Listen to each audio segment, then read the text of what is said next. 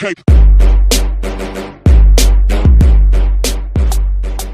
Welcome to 2 Plus Tough. My name is Doug, and today we're going to be continuing our series looking at the Start Collecting boxes to help new players figure out what their purchases are and how to use them on a tabletop, reasonable expectations, and where to go from there. So today we're going to talk about the Khorne Blood-Bound box, and let's dig in. So in the Khorne Blood-Bound Start Collecting box, you will receive 1 Slaughter Priest of the newer sculpts that they have, 10 Blood Warriors, and 3 Mighty Skull Crushers. So something to clear up really quickly, when you're building a list in the General's Handbook, Blood Warriors actually come in units of 5. So you actually have a sum total of, if you want to have them be minimum units, 4 units in this box rather than 3, which is kind of how they present it to you on paper. So let's kind of dig into the units here. The Slaughter Priest is really, really cool. He was one of, I think he was the first of the new models to come out that really demonstrated the priest abilities.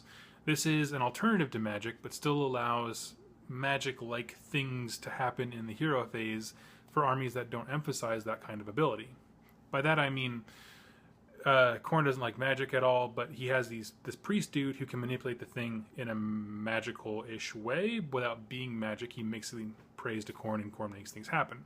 It kind of demonstrates some of the fluff of Age of Sigmar versus the old world, where there's a lot more involvement of the gods.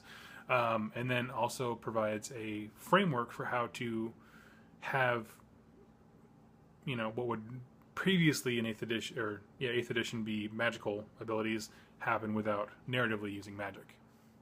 My favorite of his 2 prayers is that he can pick an enemy unit and they have to move directly towards him, which is great for like pulling Sylvaneth out of woods and things like that. You can really manipulate the board presence of some armies by doing those kinds of things. It's really a great ability.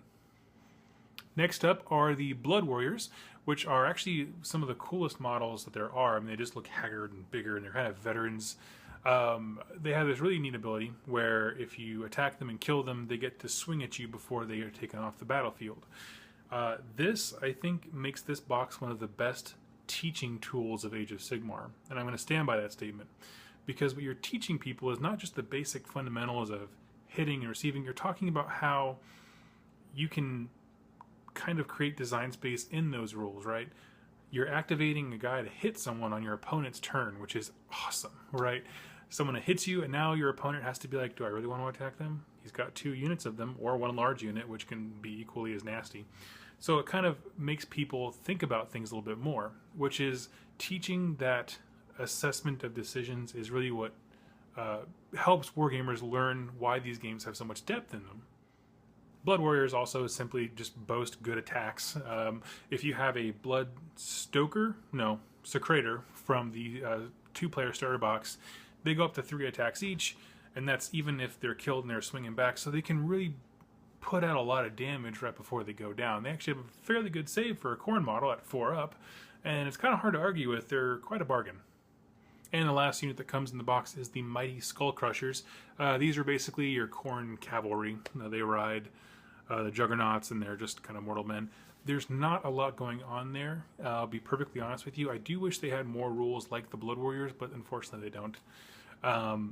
They're kind of just a slightly faster basic troop, more like a vanguard unit.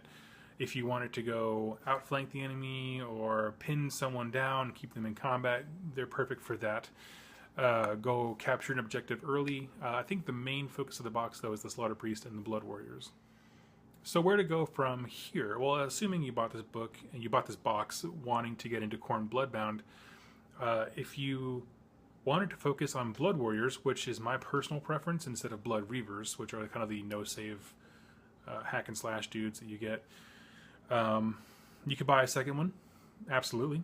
You can even mod up the Skull Crushers. If you wanted to throw some blood letters on them, you can have the Blood Crushers, or they're called. Yep, Blood Crushers from Khorne Demons. You can mix things up that way. Really, my prime suggestion for all Khorne stuff is once you buy the box, go find someone to split the 2-player starter box with. This gives you a Mighty Lord of Khorne, which is a phenomenal looking model. He has the Bloodhound next to him. You can, so that would be my primary. You also get the Blood Secrator, which speeds everything in this army up by 3 inches, which is enormous for this army.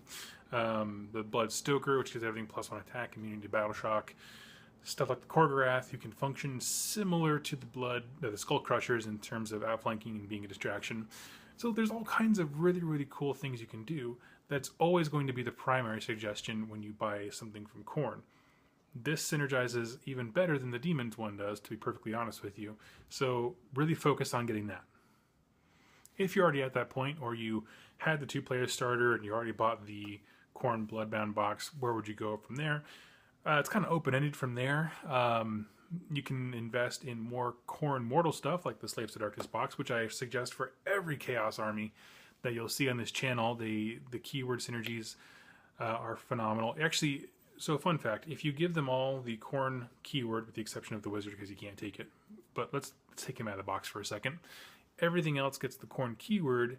They actually count as Khorne Mortals, which is what the Khorne Blood-Bound are. So you can maintain your Khorne Blood-Bound purity for the sake of list building by taking these guys in the Khorne keyword, which is pretty unique actually amongst armies in the game. So keep that in mind as you're going ahead and building this army. Again, the Bloodstoker, Bloodsecrator, they're all focused around Khorne or Khorne Mortal keywords, so everything in this box synergizes perfectly with the 2-player starter set and the Khorne Blood-Bound box. Monetarily, this is a phenomenal value. The Blood Warrior box, I think, is $50, somewhere around there, US.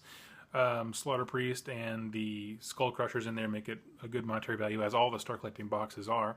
So you're really just choosing based on what you like. If you like the simple complexity, I want to call it, of Khorne, which is on the surface you're just running forward and charging, but the complexity comes with maximizing synergies, getting as much movement as possible. This is a great buy. Absolutely, it's 100%. It's a product line that GW has kind of staked their flag in, right? Because Khorne Blood-Bound was like their opening line for Age of Sigmar, so you know they're not going anywhere. They're always going to be supported. They're always going to be a part of the narrative if that's something that intrigues you. So you really get a lot of versatility out of this box, and I hope that that's something that you're looking for. I do want to stop here and give my quick opinion on Blood Warriors versus Blood Reavers, okay? When the starter set first came out, everyone was like, oh my god, Blood Reavers are amazing. You can crank them up to 4 or 5 attacks and send them, like, and they don't have a save, so they're kind of just like this super glass hammer, much like Clan Pestle and Monks are. And everyone was so stoked about how amazing they are. I think that it got overshadowed, or it overshadowed the Blood Warriors, because here's the thing: Blood Warriors have a 4-up save. It's consistent. They go up to 3 attacks with a Blood Stoker nearby. They can wreck house, okay? Here's the thing. When you think about 5 attacks from a Blood Reaver on your turn versus 3 attacks on your turn from the Blood Warrior and then another 3 when they die in your opponent's turn, the math, when you really think about it, I think swings the way of the Blood Warrior, who, again, 4-up save. They have more staying power and comparable destruction power, which I think is really, really cool.